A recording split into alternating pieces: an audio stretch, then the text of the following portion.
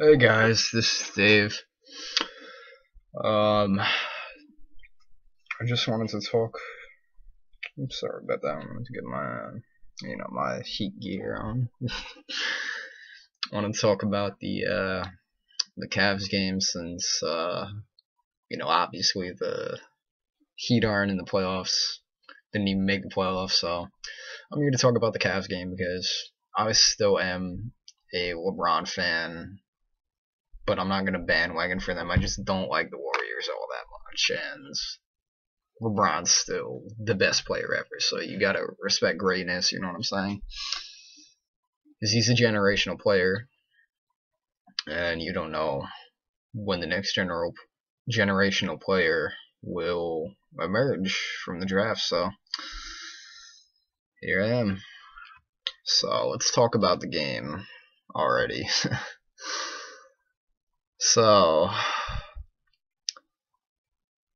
game went to overtime, and the Cavs won 95-93. I didn't watch the first half, admittedly, because I guess I just forgot what time it was starting. So I ended up watching the second half and all of overtime.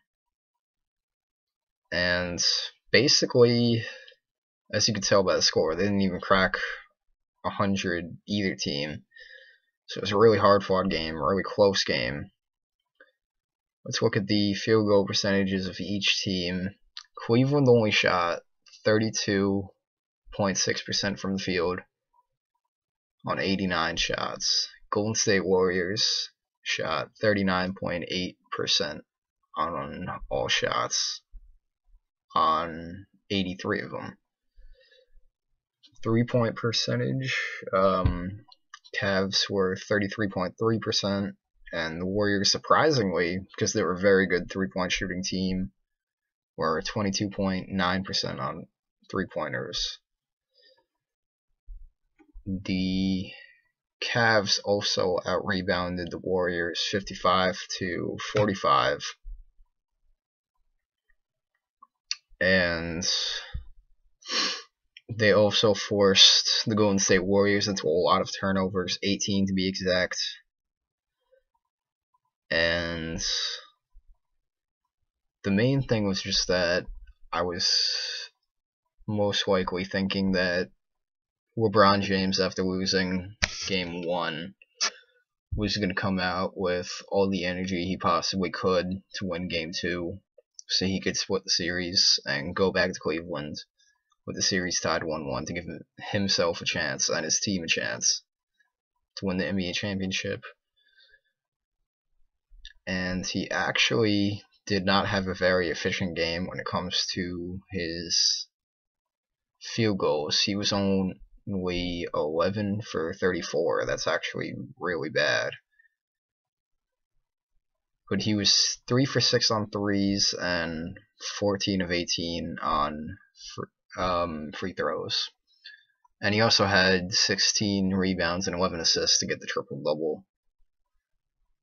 Late in the game, J.R. Smith actually fouled out, but he didn't do much. He only had 13 points total. Mozgov played some good defense, but he didn't do too much other than that. He had 17 points and 11 rebounds, but he didn't go for 25 or something big for a center. Thompson did pretty bad. Scoring wise, he only had 2 points, but his defense was pretty good. But I think the biggest key, surprisingly, other than LeBron, I would say, would be Matthew Dellavedova, who started in place of Kyrie Irving after learning that Kyrie Irving broke his kneecap in Game 1. So he only had 9 points, but the points he contributed on offense were big shots that were huge momentum swings. He also had 5 rebounds and 1 assist. Now, by those numbers, it doesn't look like he did much, but he also had 3 steals, and his defense on Steph Curry was ridiculous, to say the least. There was one point in the game that they showed the stats for Curry and his shooting percentages while guarded by Dellavedova, and I think it said he was like 0 for 6 or something crazy like that. And you would think that Curry would do a lot better than that because he's a very good three-point shooter, a very good shooter in general, just one of the best, probably the best pure shooter in the NBA right now, if you think about it. His release is just insane. So yeah, Dellavedova defended really well. The Cavs actually defended better than I thought they would.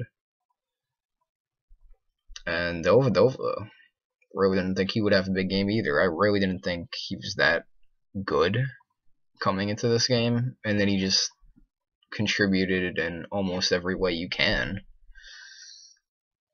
Mostly on defense, but that's pretty solid still for basically a bench player who's being forced to start because of injuries. And other than that, the Warriors played a really hard-fought game, obviously. But like I was saying before, Curry didn't really do too well. He was only 2 for 15. So he had a really bad shooting game, which is probably the worst of his career, I'd say. And he was only 5 for 23. Oh, he was 5 for 23 total.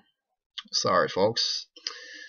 I read that he was 2 for 15. That was on 3-point shots, not all shots. But surprisingly, actually, Klay Thompson led the Warriors in scoring with 34 points on 28 shots. So he was 50% on his shots. But yeah, I wasn't sure if the Cavs were going to win at all. I was hoping they would. I knew LeBron would play a huge game, but as you guys saw in Game 1, just because LeBron has 40-something points doesn't always mean he's going to win the game for his team. But no, he came through in the clutch, and so did Dellavedova. And Curry just had an awful night due to Dellavedova's defense and whatever else was going on. So, other than that, the only thing I could say is it was really close, as I was saying before. My heart was pounding a few times, and I'm not even a Cavs fan. Like, that's how crazy this game was. But it was a really good game for the ages. It was really a great game. And there's a chance that this series might go further than I originally thought. And it might not go 7 games like the Heat Spurs did in 2013, but it might still go as far as 6 like I was predicting in the last video. So I hope you guys enjoyed this analysis, this video, and I'll see you all in the next one. Bye.